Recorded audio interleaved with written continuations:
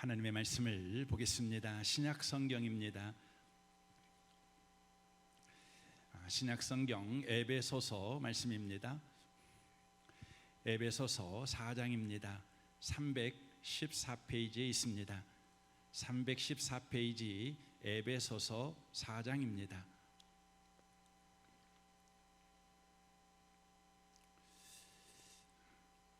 (4장) 17절에서 27절까지 기록된 말씀을 보겠습니다.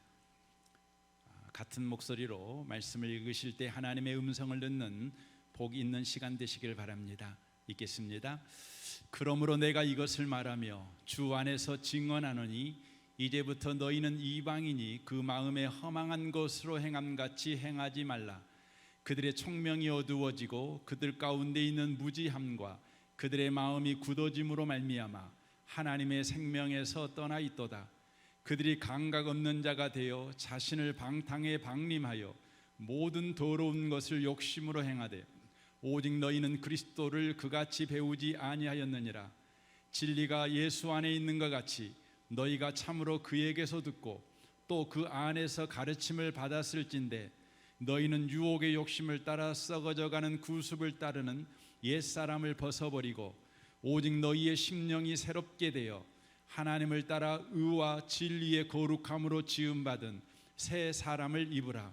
그런즉 거짓을 버리고 각각 그 이웃과 더불어 참된 것을 말하라. 이는 우리가 서로 지체가 됨이라.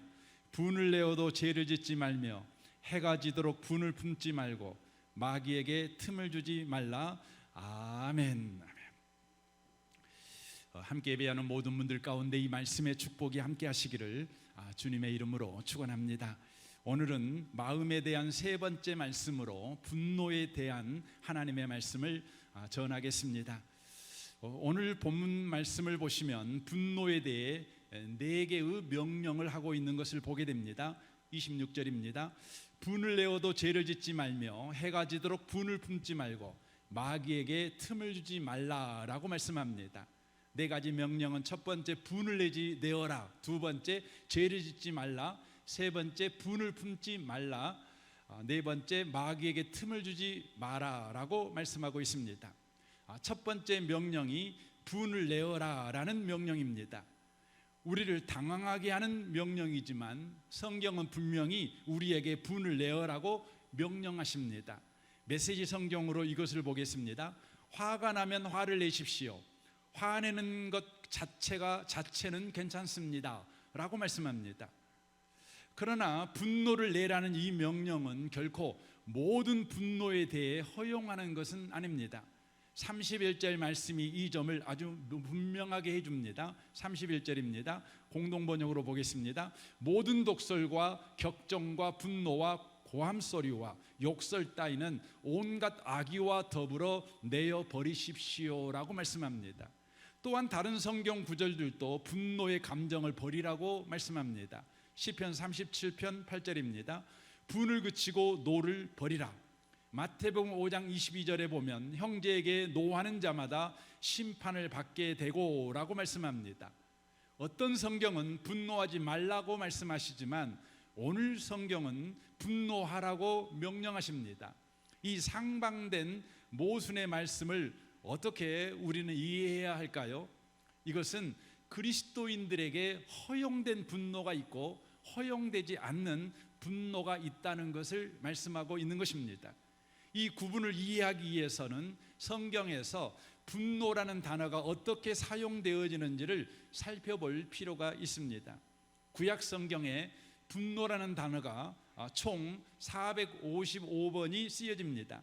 그 중에 하나님의 분노를 표현하는 경우는 375번이 기록이 되어 있고 사람의 분노를 표현하는 경우가 80번이 기록이 되어져 있습니다. 그러니까 성경은 하나님의 분노와 사람의 분노를 구분하고 있다는 것입니다.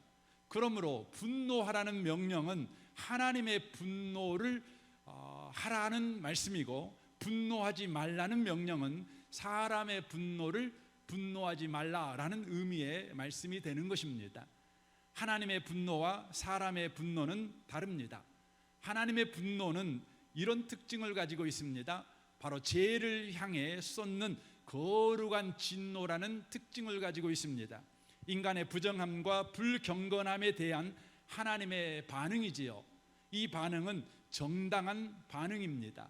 이 분노는 하나님의 거룩하신 성품으로 기인한 것입니다. 그러나 하나님의 분노는 우리의 멸망을 목적으로 하지 않습니다. 그의 긍휼하심과 사랑과 구원이 그 목적입니다. 그래서 에레미야 29장에 보면 이스라엘 백성이 불경건하게 살고 또한 하나님의 말씀을 떠난 인생이 되었을 때 바벨론을 동원하여 그들을 멸망시켜 버리십니다. 그리고 포로로 잡혀가게 만드시죠. 그때 이스라엘 백성들 안에 하나님이 우리를 멸망시켰다, 우리를 돌아보지 않는다, 이런 원망이 일어날 것입니다. 이에 대하여 하나님은 이렇게 대답하십니다. 에레미야 29장 11절입니다. 여호와의 말씀이니라. 너희를 향한 나의 생각을 내가 아나니 평안이요 재앙이 아니니라. 너희에게 미래와 희망을 주는 것이니라 라고 말씀합니다. 바벨론에게 멸망시키도록 바벨론에게 내어주신 하나님의 분노는 이스라엘을 영원히 멸망시키기 위한 목적이 아니었고 바로 미래와 희망을 주시기 위한 하나님의 사랑의 행위였다는 것을 성경이 말씀하고 있습니다. 그러므로 성경은 하나님의 분노를 더디하심으로 묘사하십니다. 시편 103편 8절을 보겠습니다. 여호와는 긍휼이 많으시고 은혜로우시며 노하기를 더디하시고 인자하심이 풍부하시도다. 자주 경책하지 아니하시며 노를 영원히 품지 아니하시리로다. 우리의 죄를 따라 우리를 처벌하지는 아니하시며 우리의 죄악을 따라 우리에게 그대로 갚지는 아니하시니 이는 하늘이 땅에서 높음같이 그를 경외하는 자에게 그의 인자하심이 크심이로다 라고 말씀합니다. 시편 이사야 48편 9절을 보면 하나님의 분노는 멸망이 아니라 우리를 변화시키는, 우리를 거룩하게 만드는 연단이 그 목적이심을 말씀하십니다. 내 이름을 위하여 내가 노하기를 더디할 것이며 내 영광을 위하여 내가 참고 너를 멸절하지 아니하리라. 보라, 내가 너를 연단하였으나 은처럼 하지 아니하고 너를 고난의 풀무불에서 택하였노라 라고 말씀하십니다. 하나님의 분노는 이와 같이 하나님의 오래 참으심과 자비와 또 긍휼하심의 속성에 의해 제한을 받으시고 있는 것을 볼 수 있습니다. 그러므로 하나님의 분노는 하나님의 긍휼의 사랑 밖으로 벗어날 수 없는 행위라는 것입니다. 그래서 역설적이게도 하나님의 진노 가운데도 하나님의 긍휼이 항상 있습니다. 하박국 선지자는 이것을 이해했습니다. 그래서 그는 하나님 앞에 이렇게 기도합니다. 하박국 3장 2절입니다. 여호와여, 내가 주께 대한 소문을 듣고 놀랐나이다. 여호와여, 주는 주의 일을 이 수년 내에 부응하게 하옵소서. 이 수년 내에 나타내시옵소서. 진노 중에라도 긍휼을 잊지 마옵소서라고 구할 수 있었던 것입니다. 이 아침에 오신 복 있는 성도 여러분, 하나님은 우리에게 분노하십니다. 하지만 하나님의 분노는 우리를 영원히 멸망시키기 위한 분노가 아니라 우리에게 하나님의 긍휼하심과 자비하심과 또 하나님의 사랑하심과 미래와 장래와 또한 변화를 위해서 우리에게 허용하시는 하나님의 사랑의 행위라는 것을 놓치지 않는 분들이 되시길 바랍니다. 그래서 혹시 여러분 요즘 생활 가운데 하나님이 나에게 지금 진노하고 있어 이런 생각이 든다면 여러분 두 팔 벌려 하나님의 사랑이 내 삶에 현저히 드러나게 되었구나, 하나님이 이 진노로 나를 변화시킬 것이다, 이런 기대와 소원을 가지시고 주여, 주의 진노를 거두지 마십시오. 주의 진노를 통해서 나를 변화시켜 주십시오. 변화되지 아니하고 내가 이 하나님의 진노가 끝나지 않기를 원합니다. 하나님의 사랑을 충분히 느낄 그 시간까지 하나님 나를 계속해서 주의 분노로 다루어 주옵소서. 여러분 그렇게 기도할 줄 아는 영적 깨어있는 복 있는 분들이 꼭 되셨으면 좋겠습니다. 반면 사람의 분노는 어떠합니까? 사람의 분노는 자신이 거절당했을 때 바로 인정받기 위한 감정 표현이 사람의 분노다, 이렇게 말씀을 드릴 수가 있습니다. 사도행전 4장에 바로 인간의 분노, 사람의 분노를 잘 보여주고 있습니다. 바로 그곳에 가인과 아벨이 등장합니다. 가인과 아벨은 자기의 생업을 쫓아 하나님께 제사를 드립니다. 가인은 농사꾼이었기 때문에 농산물로 하나님께 제사를 드렸고, 아벨은 목축업자였기 때문에 양으로 이렇게 하나님께 제사를 드립니다. 그러나 하나님이 받으시는 제사는 아벨의 제사뿐이었습니다. 이 사실을 안 가인의 반응을 성경은 이렇게 기록합니다. 창세기 4장 5절입니다. 가인이 심히 분하여 안색이 변하니 라고 말합니다. 여기에서 심히 분하여라는 말은 불타오르는 분노를 의미하는 말입니다. 가인은 자신이 하나님에게 바로 제사를 드렸을 때 하나님이 거절함으로 말미암아 하나님에게 인정받지 못했고 하나님에게 거절받았다고 생각했습니다. 그래서 그는 하나님을 향해 불타오르는 바로 분노를 가지게 된 것입니다. 가인의 분노는 자신이 거절당하자 일어난 분노였다는 것입니다. 급기야 살인자가 됩니다. 4장 8절입니다. 가인이 그의 아우 아벨에게 말하고 그들이 들에 있을 때에 가인이 그의 아우 아벨을 쳐 죽이니라 라고 말씀합니다. 인간의 인정 욕구, 그것이 인간 분노의 원인이라는 것입니다. 인간의 분노는 살인의 잠재성과 동일하다는 것이죠. 그래서 야고보서 4장 1절에 이렇게 말합니다. 여러분 가운데 싸움과 다툼이 일어나는 원인이 무엇입니까? 여러분 속에서 싸우는 쾌락에 대한 욕망 때문이 아닙니까? 쾌락에 대한 욕망은 곧 인정 욕구를 의미하는 것입니다. 여러분은 욕심을 내어도 얻지 못해서 살인하며 탐을 내어도 얻지 못해서 다투고 싸웁니다 라고 말씀하고 있습니다. 분노에는 이와 같이 하나님의 분노가 있고 사람의 분노가 있습니다. 분노 그 자체는 죄가 아니라는 것이죠. 그러나 하나님의 분노가 아니라 사람의 분노를 터뜨리게 될 때 그것은 죄가 된다는 것입니다. 그러므로 우리는 사람의 분노를 멈춰야 합니다. 하지만 하나님의 분노는 해야 합니다. 우리 시대의 문제는 사람의 분노는 홍수처럼 넘쳐나지만 하나님의 분노는 심한 가뭄이 들었다는 것입니다. 그래서 지금 악이 날뛰고 있지만 거룩은 찾아볼 수 없게 되어버렸습니다. 마치 바벨론의 멸망 직전의 이스라엘과 같습니다. 하나님이 사방을 봐도 사람의 분노로 가득 차 있기만 하지 하나님의 분노가 없는 이스라엘 보시면서 이렇게 말씀하십니다. 에레미야 5장 1절입니다. 너희는 예루살렘 거리를 빨리 다니며 그 넓은 거리에서 찾아보고 알라. 너희가 만일 정의를 행하며 진리를 구하는 자를 한 사람이라도 찾으면 내가 이 성읍을 용서하리라 라고 말씀하고 있습니다.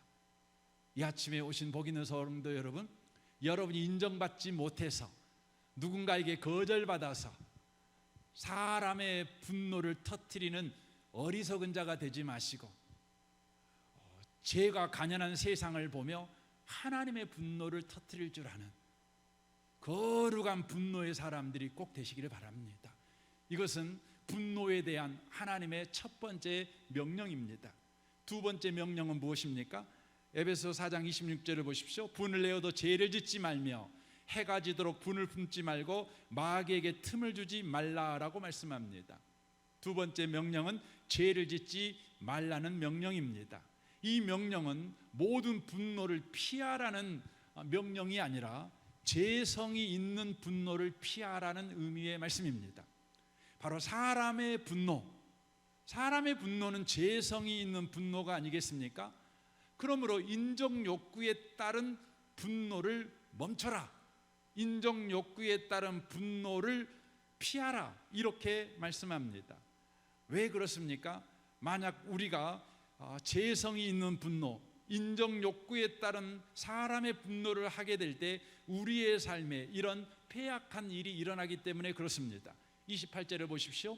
도둑질하는 자는 다시 도둑질하지 말고 돌이켜 가난한 자에게 구제할 수 있도록 자기 손으로 수고하여 선한 일을 하라라고 말씀합니다. 이걸 부정문으로 바꿔보면 우리보다 더 많이 가진 자들에게 대한 도적질을 합리화시킨다는 거예요. 합리화시킨다는 거예요.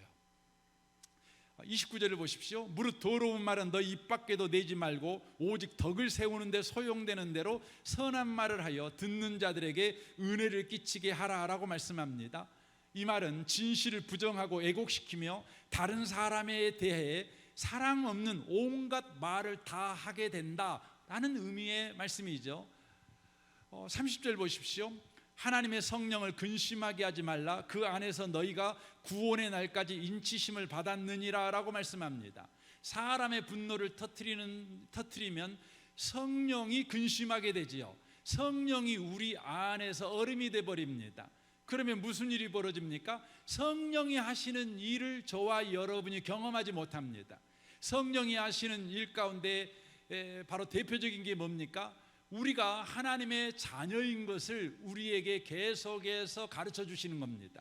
그래서 여러분, 사람의 분노를 터뜨리는 사람들은 자신이 하나님의 자녀라는 신분을 망각하고 인생을 살아갑니다.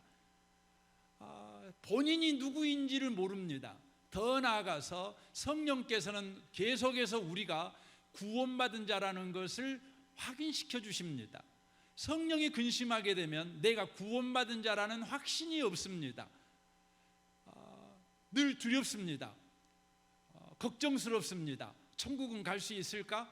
하나님으로부터 보호는 받을 수 있을까? 하나님의 인도는 받을 수 있을까? 하나님이 떠난 건 아니야? 하나님이 외면하면 어떻게 하지? 이렇게 조마조마 근심근심하며 인생을 살아갈 수밖에 없다는 것입니다. 31절 보십시오. 너희는 모든 악독과 노함과 분냄과 떠드는 것과 비방하는 것을 모든 악의와 함께 버리고라고 말합니다.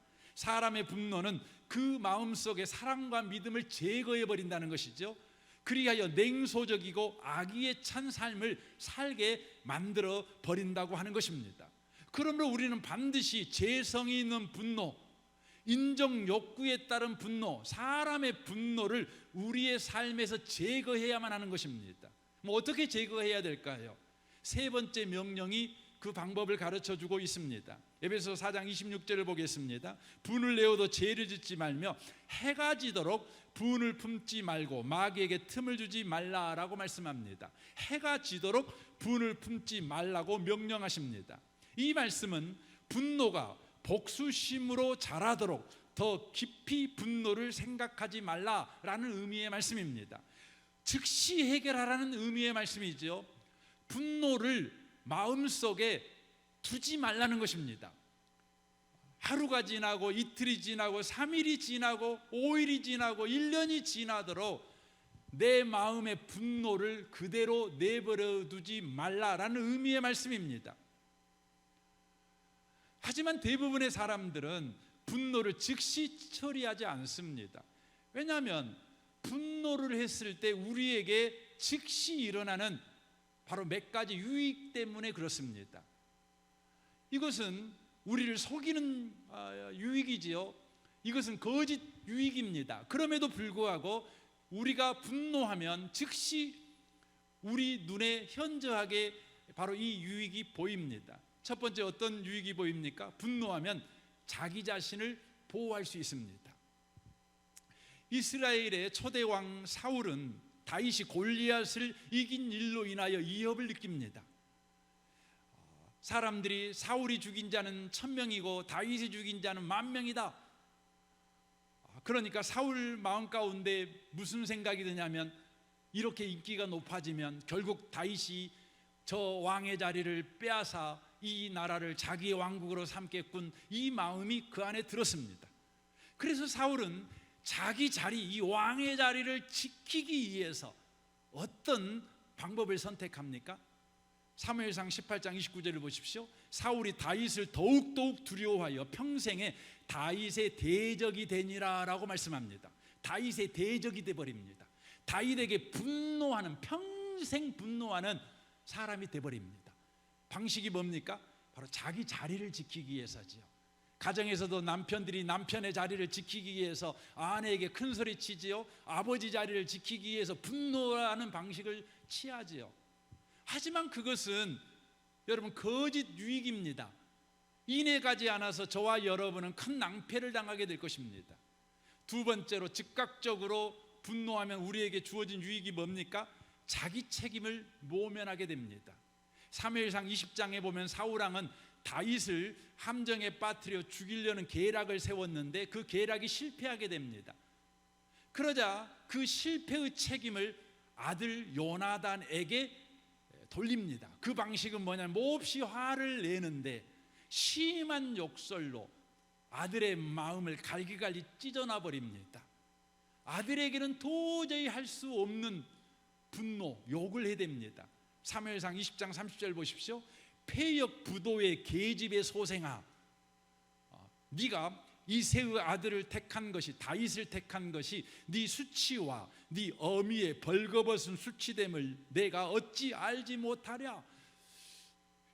여러분, 어떻게 아들한테 이런 말 합니까? 지금 아들을 욕하는데 아들만 욕하는 것이 아니라 그 아들을 낳은 어미까지 지금 싸잡아서 지금 욕하고 분노하고 있는 것인지요.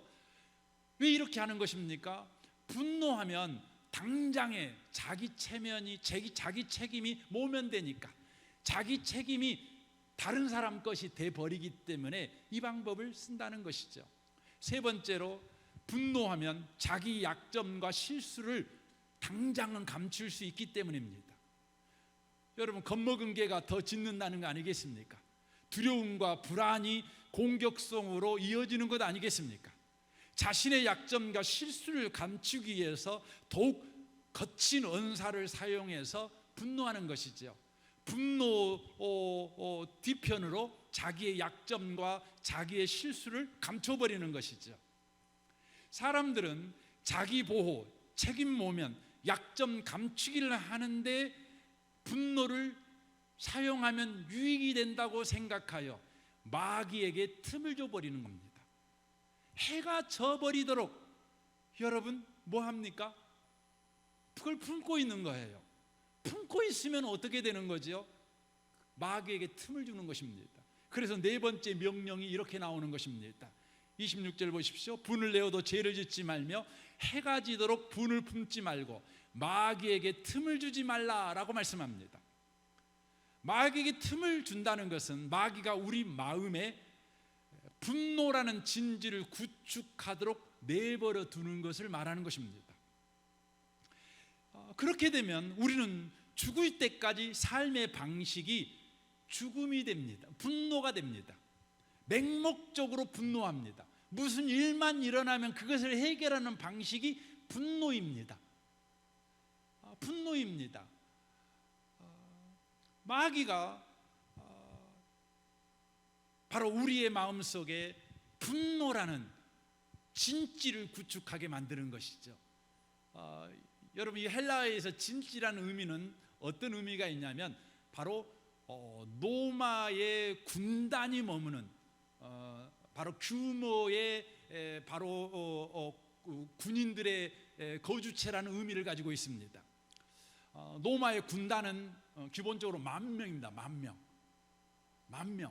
그러니까 10,000명의 이 귀신들, 마귀가 머물 수 있는 진지를 구축하는 거예요. 매사가 여러분 분노밖에 없는 거예요. 분노밖에 없는 것이죠. 분노에 중독돼 버린 것이죠.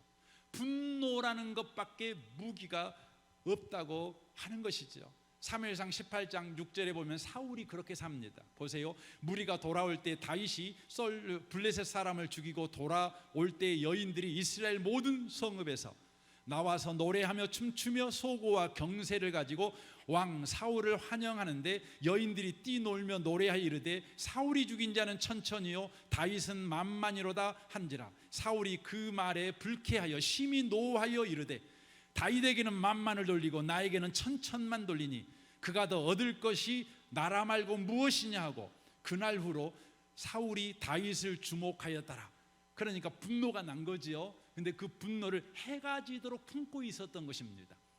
그랬더니 무슨 일이 벌어지죠? 곧 이튿날 하나님께서 부리시는 악령이 사울에게 힘 있게 내림에 그가 그 집안에서 정신없이 떠들어대므로라고 되어 있습니다. 그리고 어떻게 됩니까? 평생에 다윗의 대적이 되는 것입니다. 사울왕은 죽는 그 순간까지 다윗에 대한 분노를 의지해서 자신의 삶과 가정과 왕국을 통치합니다. 그리하여 모든 것을 희생시켜 버립니다. 가족, 자녀들 다 희생시켜 버리죠. 자기 딸, 아들 다 희생시킵니다. 그리고 나라도 희생시켜 버리죠. 그래서 블레셋에 여러분 지는 것입니다. 그리고 그 자신은 어떻게 됩니까? 애토리가 되어 홀로 스스로 목숨을 끊는, 자살해서 죽는 자가 되어버린 것입니다. 사랑하는 성도 여러분, 분노에 대한 성경의 명령을 우리 잊어먹어버리면 안 돼요. 우리는 이것을 우리의 삶에 실천해야 돼요. 어떻게 하면 이 분노에 대한 네 가지 명령을 우리가 실천할 수 있을까요? 성경에서는 그 방법을 참 많이 가르쳐 줍니다. 저는 오늘 시간이 없으니까 두 가지만 좀 말씀을 드리고 싶습니다. 가장 먼저는 우리의 분노를 하나님께 즉시 그리고 적극적으로 고백하라는 말씀입니다. 사람에 대한 분노를 하나님께 즉시 그리고 적극적으로 고백하라는 것입니다. 시편을 보면 많은 내용이 사람에 대한 분노를 하나님께 표현하는 기도입니다. 대표적인 것을 하나 봤으면 좋겠습니다. 시편 69편 19절입니다. 주께서 나의 비방과 수치와 능욕을 아시나이다. 나의 대적들이 다 주님 앞에 있나이다. 비방이 나의 마음을 상하게 하여 근심이 충만하니 불쌍히 여길 자를 바라나 없고 국률이 여길 자를 바라나 찾지 못하였나이다. 그들이 쓸개를 나의 음식물로 주며 목마를 때에 초를 마시게 하였사오니 그들의 밥상이 올무가 되게 하시며 그들의 평안이 덫이 되게 하소서. 그들의 눈이 어두워 보지 못하게 하시며 그들의 허리가 항상 떨리게 하소서라고 하나님께 기도하고 있습니다. 다윗이 끊임없이 사람들에게 공격받으니 공격하는 그 사람에 대해서 다윗이 분노가 있었습니다. 사람에 대한 분노가 있는 것이죠. 그때 다윗은 그 분노를 일으키는 사람에게 폭발하지 아니하고 하나님에게 가지고 가서 사람의 분노를 폭발합니다. 뭐라고 폭발합니까? 하나님, 저들이 먹는 음식이 독이 되게 해주십시오. 그래서 저들이 먹는 음식 다 살려가서 뚱땡이가 되게 해주시고 저들이 마시는 물이 바로 독물이 되게 해주시고 저들이 잠자리에 눕기만 하면 늘 허리 디스크 걸려가지고 일어날 때 제대로 못 일어나게 해주십시오. 밥을 먹을 때 돌을 씹어가지고 이빨이 부러지게 해주십시오. 이제 이런 기도를 막 하는 것이에요. 사랑하는 성도 여러분, 사람의 분노, 우리의 분노를 여러분 관리하는 방법, 해결하는 방법은 사람에게 쏟는 것이 아닙니다. 쏟으면 폐해가 너무 심한 것입니다. 오직 사람의 분노를 책임져 줄 수 있고 해결해 줄 수 있는 하나님 앞에 즉각적으로 그리고 적극적으로 쏟아 놓아야 된다고 하는 것입니다. 우리는 인생을 살아갈 때 사람에 대한 분노를 갖지 않을 수 없습니다. 왜냐하면 우리의 삶의 현실이 사람에 대한 분노를 갖지 않을 수 없는 현실이기 때문에 그렇습니다. 가장 먼저는 우리 자신이 죄인이라는 현실을 가지고 살아갑니다. 우리가 죄인입니다. 죄인은 뭡니까? 욕망덩어리입니다. 어떤 욕망을 가지고 있습니까? 인정받고 싶은 욕망, 누군가에게 늘 환영받고 싶은 욕망, 사랑받고 싶은 욕망, 이기고 싶은 욕망, 여러분과 저에게 있습니다. 그런데 우리의 현실은 그렇지 못하죠. 그래서 불만족스럽죠. 채워지지 않는 욕구와 욕망으로 인해서 죄인된 우리에게 분노는 언제나 현재 진행형이죠. 두 번째, 인생이 불공평합니다. 우리는 불공평한 인생을 살아가고 있습니다. 사람들은 모두 출발선이 여러분 똑같지 않습니다. 다 다릅니다. 어떤 사람은 금수저고, 어떤 사람은 은수저고, 어떤 사람은 흙수저고, 어떤 사람은 숟갈도 없이 태어나기도 합니다. 우리도 다른 사람 못지않게 최선을 다해 살지만 아무리 노력해도 따라잡을 수 없는 간격이 존재합니다. 어떤 사람은 항상 앞서갑니다. 우리는 여전히 뒤처가 있습니다. 희망이 안 보입니다. 우리가 뭘 잘못했냐고, 뭘 잘못했기 때문에 내가 이 모양으로 사냐고 하늘을 향해서 우리가 소리를 치지만 답이 없어요. 왜 우리는 복받지 못하냐고. 그러니 분노가 생기죠. 더 나아가서 사는 것 그 자체가 여러분 힘듭니다. 그래서 분노가 생기죠. 마음대로 되지 않는 인생 아닙니까? 장애물과 가시와 엉겅퀴가 우리의 삶의 도처에 여러분 있지요. 그래서 사는 것이 화가 납니다. 화가 나요.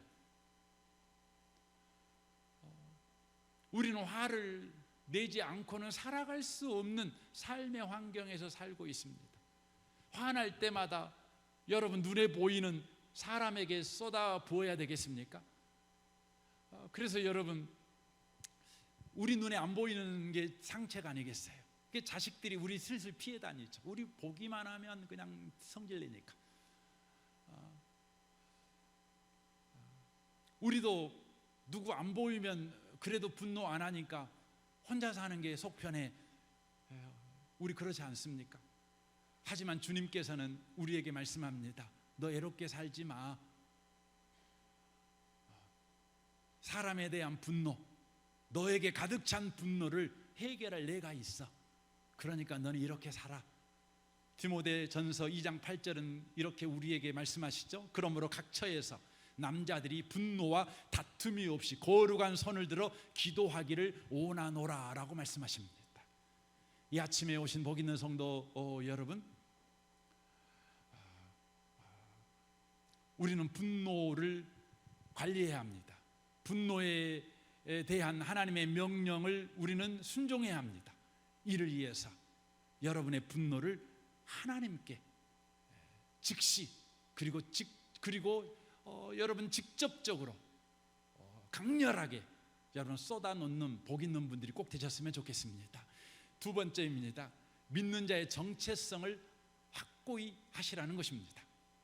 우리가 분노를 폭발하는 가장 흔한 이유가 무시당했을 때 아니겠습니까? 이는 분노의 본질이 바로 자기 정체성이 흔들릴 때 일어나는 문제라는 것을 보여주고 있는 것입니다. 인정받지 못한 것이죠. 무시당한 것이죠. 이것은 바로 자존감이 없는 상태의 사람이라는 것이죠. 자기 정체성이 지금 흔들리는 문제라는 것을 보여주고 있는 것입니다. 우리는 거의 대부분이 자기 정체성을 자신의 감정에다가 뿌리를 둡니다. 그래서 기분이 좋으면 스스로를 괜찮은 사람으로 여깁니다. 그러나 기분이 나쁘면 스스로를 비참한 사람으로 간주합니다. 그러나 우리의 정체성은 사실 우리가 믿는 바를 그 뿌리에 두고 있습니다.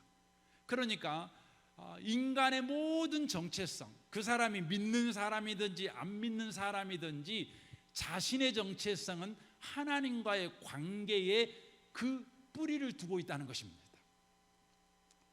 그래서 분노에 대한 문제를 다루는 오늘 본문은 이 분노에 대한 이야기를 하시기 전에 이 말씀을 먼저 하시는 것입니다. 에베소 4장 15절입니다. 오직 사랑 안에서 참된 것을 하여 범사에 그에게 잘할지니라. 그는 머리니 곧 그리스도라. 그에게서 온몸이 각 마디를 통하여 도움을 받음으로 연결되고 결합되어 각 지체의 분수대로 역사하여 그 몸을 자라게 하며 사랑 안에서 스스로 세우느니라. 그러므로 내가 이것을 말하며 주 안에서 증언하느니 이제부터는 너희는 이방인이 그 마음에 허망한 것으로 행함같이 행하지 말라.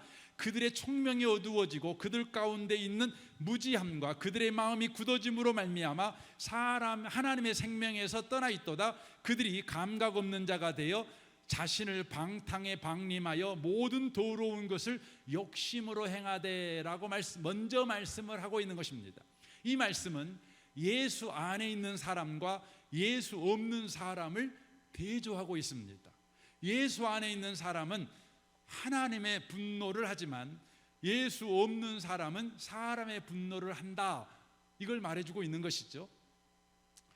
이것을 예수 없는 사람이 허망하게 산다라는 말로 표현하고 있는 것입니다.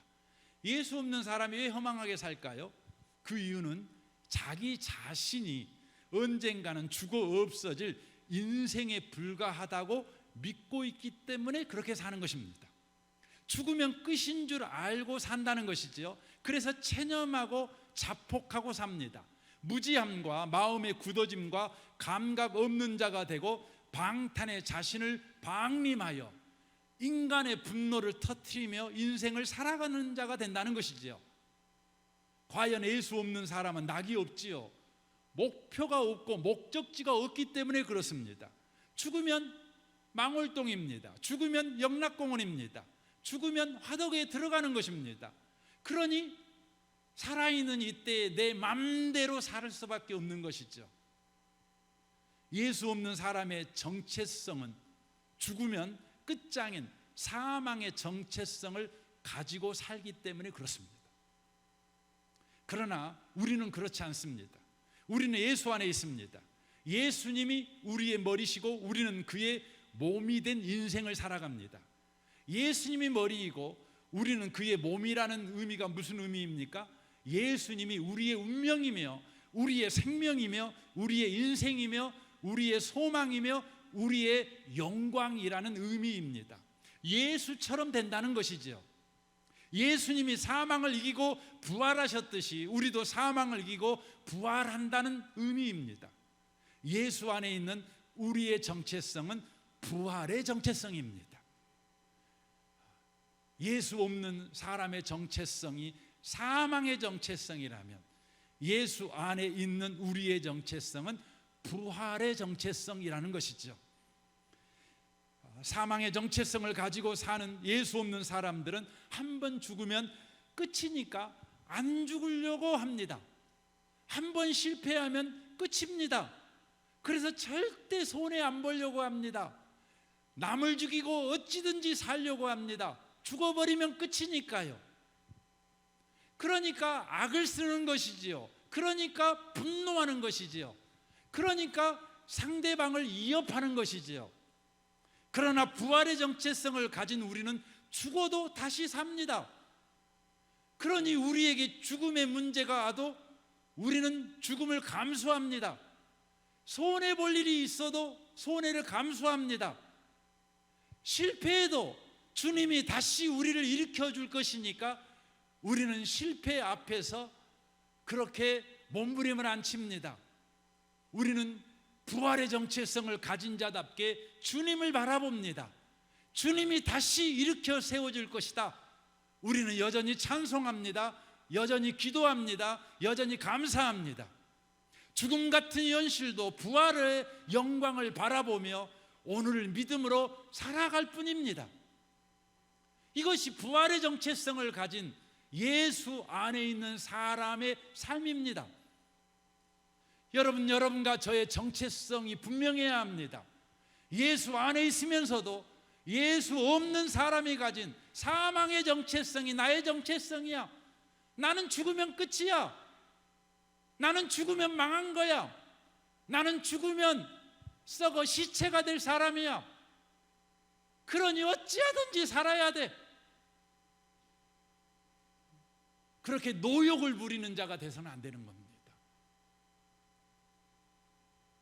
우리는 부활의 정체성을 가지고 있는 사람들입니다. 우리는 부활할 것입니다. 영광스럽게 부활할 것입니다.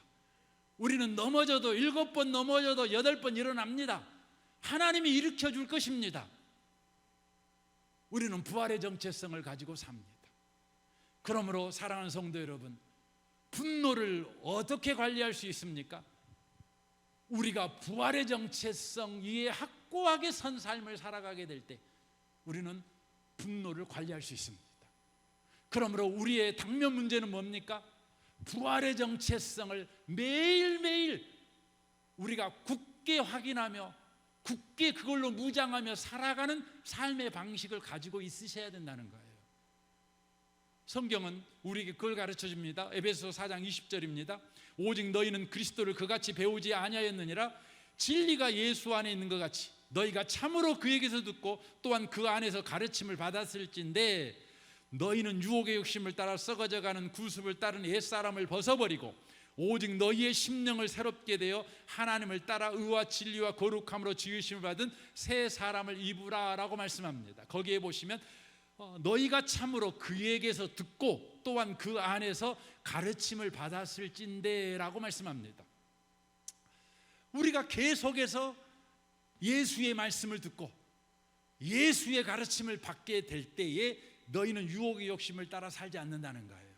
사망의 정체성을 가진 자처럼 살지 않고 부활의 정체성을 가진 자처럼 살아간다는 거예요.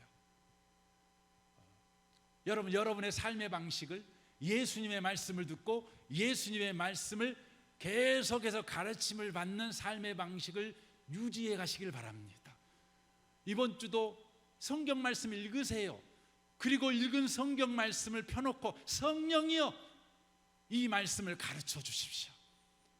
이 말씀을 말씀대로 알게 해 주십시오. 그리하여 나의 정체성을 죽어버리면 끝장나는 사람처럼 그렇게 살지 않게 하시고 죽으면 다시 산다. 나는 부활의 정체성을 가졌어.